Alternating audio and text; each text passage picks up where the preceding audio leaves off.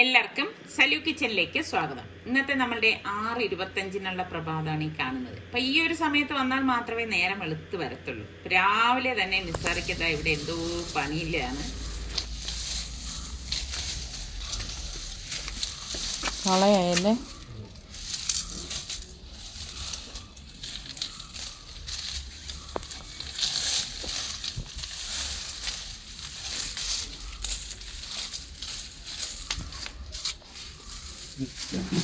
അത്രയും വേസ്റ്റാണ് ഇതിനകത്ത്.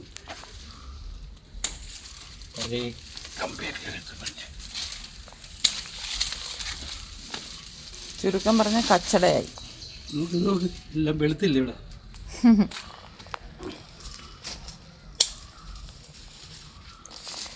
ഇവിടെ കാട്ടുചെടി വന്ന് എല്ലാം കവർ ചെയ്താണ് നമ്മുടെ കറിവേപ്പില അങ്ങ് വളർച്ച മുറ്റി നിൽക്കുകയായിരുന്നു.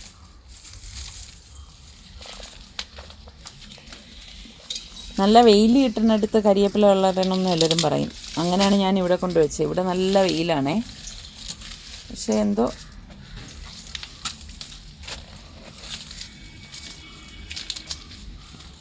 രണ്ടുമൂന്ന് ദിവസം മുൻപ് ഞാൻ ഇവിടെ എല്ലാം ഈ കളയെല്ലാം പറിച്ച് വാരി മാറ്റിയിട്ടിരിക്കായിരുന്നു. അപ്പൊ അത് ഇപ്പൊ ഉണങ്ങിയിട്ട് ഇവിടെ കച്ചടയായിട്ടാണ് ഇരിക്കുന്നത്. അപ്പൊ എൻ്റെ അടുത്ത് ഇന്നലെ നിസാരിക്ക പറഞ്ഞാണ് ഇതെടുത്ത് കളയാനായിട്ട്. സത്യം പറഞ്ഞാൽ ഞാനങ്ങ് മറന്നുപോയി കേട്ടാ. അപ്പൊ നിസാരിക്ക എന്നതാ കുട്ടയൊക്കെ എടുത്തോണ്ട് വന്നിട്ട് ഇതെല്ലാം എടുത്ത് അതിൽ വെക്കണം. നമുക്ക് ഇത് പറിച്ചെടുക്കുമ്പോ തോന്നൂല ഇത്രത്തോളം ഇതുണ്ടോ എന്നുള്ളത് കേട്ടോ. ഇതുപോലെ വാരി കുട്ടയ്ക്കകത്ത് വെക്കുമ്പോഴാണ് സംഗതി ഇത്രയും ഇതിലുണ്ടായിരുന്നല്ലോ എന്ന് തോന്നുന്നത്. നിസാരിക്കക്ക് ചെറിയ പേടിയില്ലായികയില്ല. കാരണം അതിൻ്റെ ഇടയിൽ വല്ല പാമ്പോ മറ്റോ ഇരിക്കോ എന്നുള്ളതൊക്കെ ഒരു ഭയം തന്നെയാണ്. ഇങ്ങനെ ഈ കരിയില ഇരിക്കുന്നതിൻ്റെ ഇടയിൽ സാധനം ഉണ്ടാവുമല്ലോ. വാഴയ്ക്ക് ഇട്ട് കൊടുക്കാം അല്ലേ? ഇത് കണ്ട സമി, ഇത് കണ്ട എന്തെന്നറിയാം, നമ്മളെ മാങ്ങ ഇഞ്ചി അല്ലേ? മാങ്ങ ഇഞ്ചി ഒന്ന് നട്ടതാണ്.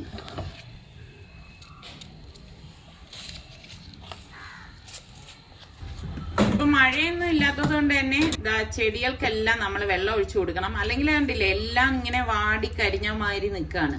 അപ്പൊ 2 നേരം ഇപ്പൊ നമ്മൾ ചെടികൾക്ക് വെള്ളം ഒഴിച്ചു കൊടുക്കേണ്ട അവസ്ഥയാണ്. അപ്പൊ ആ കരിയിലെല്ലാം ഇറക്കി ഇനിയിപ്പം വാഴയുടെ മൂട്ടിലേക്ക് ഇടാനായിട്ട് കൊണ്ടുവന്നാണ്. ഈ പുരയുടെ എടുത്തു കഴിഞ്ഞാലും ഈ അടുത്താണ് ഞങ്ങൾ എല്ലാം വൃത്തിയാക്കിയൊക്കെ എടുത്തത് കേട്ടോ. പക്ഷെ ഇപ്പം ഈ മഴ സമയമൊക്കെ ആയിരുന്നല്ലോ തൊട്ട് മുൻപ് വരെ. അപ്പൊ വീണ്ടും ഇവിടെയൊക്കെ ഇതുപോലെ കള പിടിച്ച് വരുന്നുണ്ട്. അപ്പം ഇതുപോലെ വേസ്റ്റ് ഉണങ്ങിയ കരിയിലകളൊക്കെ ഈ വാഴയുടെ മൂട്ടി കൊണ്ടുവന്നിടും. അപ്പൊ അതിനും ഒരു വളമാവും. അപ്പൊ ഇങ്ങനെയൊക്കെയാണ് ഇവിടെ ഞാൻ ഈ കരിയിലയൊക്കെ കൊണ്ടുവന്ന് ദം ചെയ്യുന്നത്. അവധി ദിവസങ്ങളിലെ നമുക്ക് ഇവരെയൊക്കെ ഇങ്ങനെയൊക്കെ കിട്ടത്തുള്ളൂ. അപ്പൊ ഇന്ന് പിള്ളേരുടെയൊക്കെ കുക്കിംഗ് ആണ്. ഇവിടത്തെ വേറെ പരിപാടി 2 കുക്ക് 2 ടൈപ്പാണ്. എന്താണ് ഇറ്റാലിയന്? ഇത് കൊല്ലം കുക്ക് വന്നത്. കൊല്ലം കുക്ക്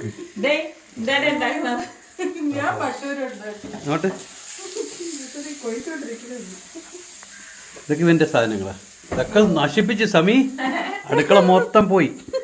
അല്ല, ഈ കുക്ക് ചെയ്യണവരെ കിച്ചൺ വൃത്തിയാക്കിയിട്ട് മാറി തരണം. നിങ്ങളെല്ലാരും ചോദിക്കില്ലേ എന്തുകൊണ്ട് ഇവരെയൊക്കെ കൊണ്ട് കുക്ക് ഈ ചൂടാ എന്നുള്ളതിന്റെ ഉത്തരവാണ് ഞാൻ ഈ കാണിച്ചു തരുന്നത്. ഇവരൊക്കെ കുക്ക് ചെയ്തിട്ട് ഇങ്ങനെയൊക്കെ ഇട്ടിട്ട് പോകുമ്പോ അതിനേക്കാളും എളുപ്പം ഞാൻ കുക്ക് ചെയ്യുന്നതാണ്. ഭയങ്കര കളർഫുൾ ആണല്ലോ സമി. വെളുത്തില്ലേ അതിൻ്റെ അത് ഇടങ്ങൾ? എന്ത് ചെയ്ത് ഫസ്റ്റ് ബോയിൽ ചെയ്തു ഇങ്ങനെ മോനെ ഇതിലിട്ടത്. എന്നാലും ഒരു ഇത് അതെനിക്കറിയാം. വെറൈറ്റിക്ക് വേണ്ടേ? എനിക്കറിയാം. അത് വെള്ളത്തിൽ ആ പാത്രത്തിൽ എന്താണ്? അല്ല, അത് ബോയിൽ ചെയ്തു വെറുതെ അനാവശ്യമായിട്ട് ചീസും അതും ഇതൊക്കെ വാരിയില്ലായിരുന്നു. അവര് വന്നപ്പോ അടുക്കളയിൽ എല്ലാം എടുത്ത് വെളിയിൽ വെച്ച് അല്ല ഇവര് തന്നെ അടുക്കള വൃത്തിയാക്കിയിട്ട് ഇവരൊക്കെ ഉണ്ടാക്കുന്ന ഇനി കഴിച്ചു നോക്കിയിട്ട് വേണം പറയാൻ. അപ്പൊ അതിനിടയിൽ നോക്കുമ്പോൾ നിസാർക്കതേ ഈ കൊല ഒന്ന് വെട്ടി മാറ്റാനായിട്ട് പോകണം. അത് അവിടെ നിന്ന് തന്നെ കണ്ടോ പഴുത്തിരിക്കുകയാണ്. അപ്പൊ ഇനിയും ഇത് ഇവിടെ നിൽക്കുകയാണെങ്കിൽ ഇവിടെ നിന്ന് തന്നെ പറിച്ച് തിന്നേണ്ടതായിട്ട് വരും. അപ്പം ഇതിനിപ്പോ പടലയാക്കി ഇളക്കി വെക്കണം. അപ്പൊ നിസാർക്ക് ഇങ്ങനെ ഓരോ പടലയാക്കി ഇളക്കി എടുക്കുകയാണ്. കണ്ടോ, നമ്മൾ മുറിച്ചപ്പോഴേക്കും ഇങ്ങനെ അല്ല ഇരുന്നിരുന്നത്. ഇപ്പൊ ഈ ചൂട് ഞാൻ പറഞ്ഞില്ല, ഇപ്പൊ മഴ കുറഞ്ഞ് ചൂടൊക്കെ ആയി തുടങ്ങി, അങ്ങനെ ഇവിടെ നിന്നങ്ങ് പഴുത്തതാണ്.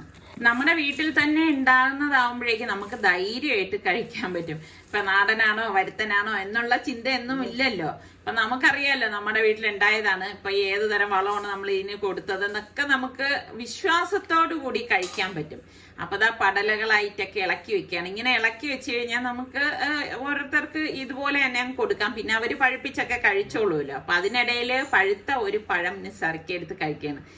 അപ്പം കഴിച്ചിട്ട് എൻ്റെ അടുത്ത് പറഞ്ഞു കുറച്ചുകൂടി ഇത് പഴുക്കാൻ ഉണ്ടായിരുന്നു എന്നാണ്. കാരണം അത് അവിടെ നിന്ന് പഴുത്തതല്ലേ. അപ്പൊ അതിന്റെ ബാക്കിയാണ് ഇതാ എനിക്കും തന്നത്. അപ്പൊ ഞാൻ കഴിച്ചു നോക്കിയപ്പം പറഞ്ഞത് ശരി തന്നെയായിരുന്നു കേട്ടോ, ഈ പഴം കുറച്ചുകൂടി ഒന്ന് പഴുക്കാൻ ഉണ്ടായിരുന്നു. നീ തന്നെ ഉണ്ടാക്കിയിട്ട് നീ തന്നെ ടേസ്റ്റ് പറ, എങ്ങനെയുണ്ട്? അടിപൊളി. എന്ത് അടിപൊളി? സോസേജ്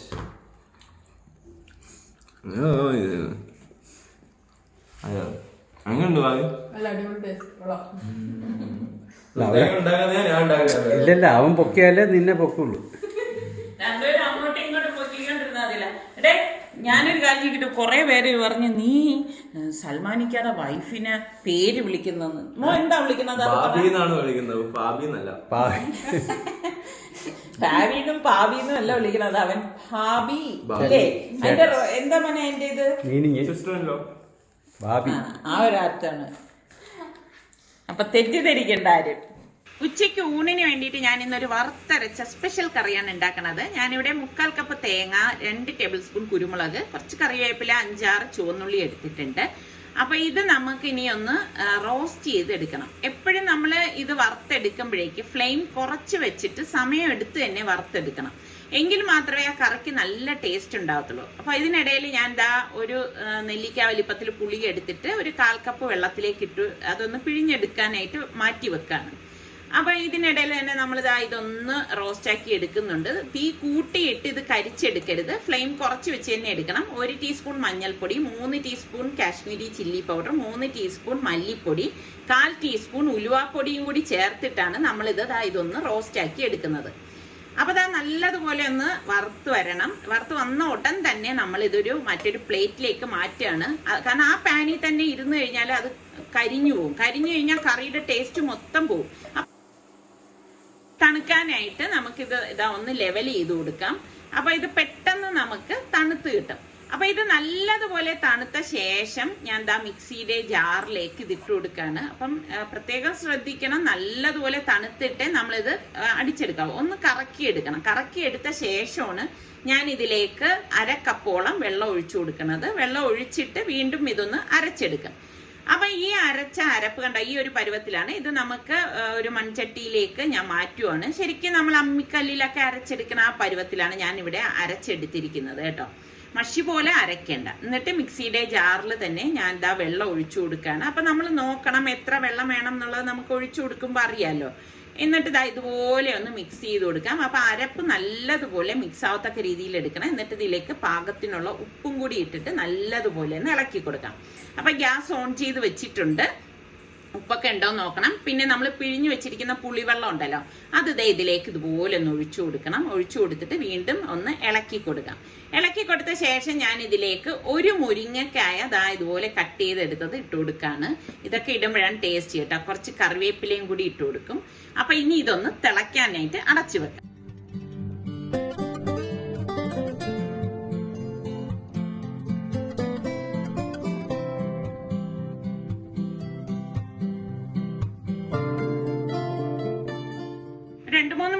തന്നെ തിള വരാറായിട്ടുണ്ട്. അപ്പൊ ഞാൻ നന്നായിട്ട് ഇതൊന്ന് ഇളക്കി കൊടുക്കുകയാണ്. അപ്പൊ ഇളക്കി കൊടുത്ത ശേഷമാണ് ഇതിലേക്ക് ഉപ്പും പുളിയൊക്കെ ഉണ്ടോ നോക്കണം. അതിന് ശേഷം നമുക്ക് ഈ മീന് കഴുകി വൃത്തിയാക്കി വെച്ചിരിക്കുന്നതിലേക്ക് ഇട്ട് കൊടുക്കാം. ഞാൻ ചൂര മീനാണ് ഇട്ട് കൊടുക്കുന്നത് കേട്ടോ. ചൂര മീന് ഇതുപോലെ വറുത്തരച്ച് വെക്കുമ്പോഴാണ് ടേസ്റ്റ് കൂടുതൽ. നിങ്ങളൊക്കെ ഏത് മീനിലാണ് നിങ്ങൾക്ക് വറുത്തരച്ച് വെക്കാൻ ഏറ്റവും ഇഷ്ടം? ഇപ്പൊ ഞാൻ കുറേ നാളായി ഇങ്ങനെ വറുത്തരച്ച മീൻകറി ഉണ്ടാക്കിയിട്ട്, അതുകൊണ്ടാണ് ഞാനിപ്പം ഇത് ഉണ്ടാക്കിയപ്പോൾ ഞാൻ വിചാരിച്ചു നിങ്ങൾക്കും കൂടി ഇത് ഷെയർ ചെയ്യാമെന്ന്. നമുക്ക് അടച്ചു വെച്ചിട്ട് നമുക്കൊന്ന് റെഡിയാക്കി എടുക്കാം. ഒരു 5-6 മിനിറ്റ് കഴിയുമ്പോൾ തന്നെ ഇത് റെഡി ആയിട്ടുണ്ടാവും. അപ്പൊ അടപ്പ് മാറ്റിയിട്ട് നോക്കാം. കണ്ട കറിയൊക്കെ പാകത്തിന് റെഡിയായി വന്നിട്ടുണ്ട്. അതിന്റെ കളറൊക്കെ ചേഞ്ച് ആയി വന്നത് കണ്ടോ. അപ്പം സാധാരണഗതിയിൽ നമ്മൾ ഇതുപോലെ കറി അടിപൊളിയാണ്. നമുക്ക് ഈ അപ്പത്തിന്റെ ഇടിയപ്പത്തിന്റെയും കൂടെ ഒക്കെ കഴിക്കാൻ പറ്റിയൊരു കറിയാണ് കേട്ടോ. അപ്പോൾ നമ്മൾ സാധാരണഗതിയിൽ വറുത്തരച്ച കറിയിൽ താളിച്ചൊഴിക്കാറില്ല. പക്ഷെ ഞാൻ ഈ കറിക്ക് കുറച്ചുകൂടി ടേസ്റ്റ് കിട്ടാൻ വേണ്ടിയിട്ട് ഞാൻ ഇതിലേക്ക് താളിച്ചൊഴിക്കുന്നുണ്ട് കേട്ടോ. അപ്പൊ ഈ കറി ഞാനൊന്ന് മാറ്റി വെച്ച ശേഷം ഒരു പാൻ അടുപ്പത്തേക്ക് വെച്ചിട്ട് 1 ടേബിൾ സ്പൂൺ വെളിച്ചെണ്ണ ഒഴിച്ചിട്ട് കുറച്ച് കടുകും കുറച്ച് ഉലുവയും കൂടി ഇട്ട് കൊടുക്കണം കേട്ടോ, എങ്കിലേ ടേസ്റ്റ് ഉണ്ടാവത്തുള്ളൂ. പിന്നെ കുറച്ച് കറിവേപ്പിലയും ഒരു 5-6 ചുവന്നുള്ളി ഇതുപോലെ അരിഞ്ഞതും ഇട്ടിട്ട് അതിനെ ഒന്ന് മൂപ്പിച്ചെടുക്കാം. ഇതുപോലെ ഒന്ന് മൂപ്പിച്ചെടുക്കണം. അതിനുശേഷം ഞാൻ ഇതിലേക്ക് 2 വറ്റൽ മുളകും കൂടി ഇതുപോലെ ഇട്ട് കൊടുക്കുകയാണ്. ഇതൊക്കെ താളിച്ചിടുമ്പോൾ നല്ല മണമാണ്. എന്നിട്ട് 1/4 ടീസ്പൂൺ മുളക് പൊടിയും കൂടി ഇട്ടിട്ട് ഉടൻ തന്നെ ഗ്യാസ് ഓഫ് ചെയ്തിട്ട് നമുക്ക് ഈ താളിച്ചത് ഈ കറിയിലേക്ക് ഒഴിച്ചു കൊടുക്കാം. ഇനിയിപ്പോൾ താളിച്ചത് വേണ്ടാന്ന് വെച്ചാൽ നിങ്ങൾക്ക് അത് ഒഴിവാക്കാം. ഇതും കൂടി ഒഴിച്ചെടുക്കുമ്പോൾ നല്ല ടേസ്റ്റാണ്. അടിപൊളി മീൻകറിയാണ്, വറുത്തരച്ച ചൂര മീൻകറി കേട്ടോ. അപ്പം നിങ്ങൾ ഈ രീതിയിൽ ഉണ്ടാക്കിയിട്ടില്ലാത്തവരുണ്ടെങ്കിൽ ഒന്ന് ട്രൈ ചെയ്തിട്ട് ഫീഡ്ബാക്ക് തരണേ. എനിക്ക് തയ്യലെന്ന് പറഞ്ഞാൽ ഭയങ്കര ഇഷ്ടമാണ് കേട്ടോ. പക്ഷെ എനിക്ക് എങ്ങനെയാന്ന് വെച്ചാൽ ഒരു മൂഡ് വേണം. ആ മൂഡ് ഉണ്ടെങ്കിൽ മാത്രമേ ഞാൻ തയ്ക്കത്തുള്ളൂ. അപ്പൊ ഇപ്പൊ കുറെ ദിവസമായിട്ട് ഞാൻ തയ്യലൊന്നും ഇല്ലാതിരിക്കുകയായിരുന്നു. കാരണം ഒന്നിനും സമയം കിട്ടുന്നില്ല എന്ന് പറയുമ്പോൾ നമുക്ക് അതിനിടയിൽ സമയം ഒപ്പിച്ചുകൂടെ എന്നൊക്കെ തോന്നും. പക്ഷേ ജോലിയൊക്കെ കഴിഞ്ഞ ശേഷം തയ്ക്കാനായിട്ടൊക്കെ ഇരിക്കുമ്പോഴേക്ക് ബാക്ക് പെയിൻ ഉണ്ടാകുന്നുണ്ട്. അപ്പൊ അതുകൊണ്ട് തന്നെ പരമാവധി ഇങ്ങനെ തയ്ക്കാനൊന്നും ഇരിക്കാറില്ല. പക്ഷെ എനിക്കിങ്ങനെ തയ്യൽ ഭയങ്കര ഇഷ്ടമാണ് കേട്ടോ. തയ്യൽ എന്നുള്ളതല്ല, ഏത് സമയം എൻഗേജ് ആയിട്ടിരിക്കണം എന്നുള്ള ചിന്തക്കാരിയാണ് ഞാൻ. അങ്ങനെ നമ്മൾ എപ്പോഴും തിരക്കായിട്ട് ഇരുന്ന് കഴിഞ്ഞാൽ നമുക്കുള്ള വിഷമങ്ങള് ദുഃഖങ്ങള് ഒക്കെ ഒന്ന് മാറിക്കിട്ടും. അപ്പം എല്ലാവരും എപ്പോഴും ഹാപ്പി ആയിട്ട് ഇരിക്കും അങ്ങനൊന്നും ചിന്തിക്കാൻ പാടില്ല. അപ്പൊ നമുക്ക് എന്തൊക്കെയാണോ സന്തോഷം നൽകുന്നത് നമ്മൾ അതിലേക്കൊക്കെ ഒന്ന് ഏർപ്പെടണം. എനിക്കാണെങ്കിൽ പിന്നെ ഈ വെട്ടാനും തയ്ക്കാനും ഒക്കെ ഇരുന്ന എൻ്റെ ഒരു സ്വഭാവം എന്താണെന്നറിയോ, ഇപ്പൊ ഞാനൊരു ടോപ്പാണ് തയ്ക്കണമെന്ന് കരുതുക. അപ്പൊ ഞാനത് വെട്ടി തയ്ച്ച് തീർന്ന ശേഷമേ ഞാൻ എഴുന്നേറ്റ് പോകത്തുള്ളൂ. അങ്ങനെയും കൂടി ഒരു സ്വഭാവം ഉണ്ട് കേട്ടോ. അല്ലെങ്കിൽ എൻ്റെ മനസ്സിനെ ഭയങ്കര അസ്വസ്ഥമാക്കിക്കൊണ്ടിരിക്കും വെട്ടി പാതി വഴിക്ക് വെച്ചാല്. അപ്പൊ അതുകൊണ്ട് തന്നെ ഞാൻ അങ്ങനെ ഒരു സമയം കണ്ടെത്തി മാത്രമേ തയ്ക്കാനായിട്ട് ഇരിക്കത്തുള്ളൂ. അപ്പൊ തയ്ക്കാനിരിക്കുമ്പോൾ നിസ്സാരിക്കൊക്കെ ചില സമയങ്ങളിൽ ദേഷ്യം വരാറൊക്കെ ഉണ്ട് കേട്ടോ. കാരണം എപ്പോഴും ഈ മെഷീന്റെ കടപെട്ട സൗണ്ടും പിന്നെ ഈ പറഞ്ഞ മാതിരി ഞാൻ തയ്ച്ച് കഴിഞ്ഞ ശേഷമല്ലേ പിന്നെ പോകത്തുള്ളൂ. അതാ ഇപ്പൊ ഞാൻ തയ്ച്ച് കഴിഞ്ഞു. ഇതാണ് ഇതിന്റെ ഒരു ഫൈനൽ രൂപം. ഇത് ഞാൻ ഉമ്മാക്ക് തയ്ച്ച നൈറ്റിയാണ് കേട്ടോ. അപ്പൊ നൈറ്റി അടിക്കാനൊക്കെ എളുപ്പമാണല്ലോ. എന്തായാലും എനിക്ക് വളരെ ഹാപ്പിയാണ്. റിച്ചു നാളെ പോവാണ്. അപ്പം അവന്റെ ഹോസ്റ്റലിലൊക്കെ വെജിറ്റേറിയൻ അല്ലേ. അപ്പൊ അവൻ ഒരു ആഗ്രഹം പറഞ്ഞു അവന് പിസ്സ തിന്നണമെന്ന്. അപ്പൊ പിന്നെ ഇങ്ങനെ ആഗ്രഹം പറയുമ്പോൾ എന്തായാലും വാങ്ങിച്ചു കൊടുക്കാതെ വിടണ ശരിയല്ലല്ലോ. അങ്ങനെ ഞങ്ങളിപ്പോ പിസ്സ കഴിക്കാൻ വന്നതാണ്. നല്ല അടിപൊളി പിസ്സയൊക്കെ ആയിരുന്നു. പക്ഷെ അതിന്റെ ബേസ് വന്നിട്ട് കുറച്ച് ഹാർഡായിരുന്നു. അപ്പൊ ഇത് അതുപോലെ കുറച്ച് സ്പൈസി ആയിരുന്നു. നമ്മൾ സ്പൈസി തന്നെയാണ് ഓർഡർ ചെയ്തത്. പക്ഷെ കഴിച്ചപ്പോൾ ഒരുപാട് ഓവറായിട്ട് സ്പൈസി ആയതുപോലെ തോന്നി കേട്ടോ. അപ്പൊ ഇതിന്റെ ബേസ് ഒന്ന് ഹാർഡ് ആയത് കാരണം മോളുടെയും എന്റെയും വായുടെ നമ്മുടെ ഉണ്ണാക്കില്ലേ അവിടെ ഒക്കെ ഇങ്ങനെ ഹാർഡായി മുറിഞ്ഞു പോയി എന്നുള്ളതാണ്. അപ്പം എന്തായാലും ഇപ്പം നമ്മൾ ഓർഡർ കൊടുത്ത അടുത്ത മൊഹിറ്റോയാണ്. അതും കുറച്ച് സ്പൈസിയാണ് കൊടുത്തത്. അതും കുടിച്ചപ്പോഴേക്ക് കുറച്ച് ഓവറായിട്ടാണ് തോന്നിയത് കേട്ടോ. അതായത് എരിവ് ഓവറായിട്ടാണ് തോന്നിയത്. അപ്പം ശരിക്കും പറഞ്ഞാൽ നമുക്ക് അബദ്ധം പറ്റി. നമ്മൾ ഈ അതായത് എരിവായിട്ടുള്ള സംഭവം ഓർഡർ കൊടുക്കേണ്ടിയിരുന്നില്ല എന്നാണ് തോന്നിപ്പോയത്. അപ്പം അതൊക്കെ കഴിച്ച ശേഷം ഞങ്ങൾ ഇനിയിപ്പോൾ നേരെ വീട്ടിലേക്ക് പോവാണ്. ഇതൊക്കെ തന്നെയാണ് നമ്മളുടെ ഇന്നത്തെ വിശേഷങ്ങൾ എന്ന് പറയുന്നത്. അപ്പം നമ്മളുടെ ചാനൽ കണ്ടുകൊണ്ടിരിക്കുന്നവരിൽ സബ്സ്ക്രൈബ് ചെയ്യാതെ കാണുന്ന ആരെങ്കിലും ഒക്കെ ഉണ്ടെങ്കിൽ നിങ്ങൾക്ക് നമ്മളുടെ ചാനൽ ഇഷ്ടപ്പെട്ടാൽ സബ്സ്ക്രൈബ് ചെയ്യാനോ ബെല്ലൈക്കൺ പ്രസ് ചെയ്യാനോ ഒന്നും മറന്നു പോരുതേ. അടുത്ത് നമുക്ക് നല്ല റെസിപ്പിയോ വ്ളോഗായിട്ടൊക്കെ കാണാം. അതുവരയ്ക്കും എല്ലാവർക്കും ബൈ ബൈ.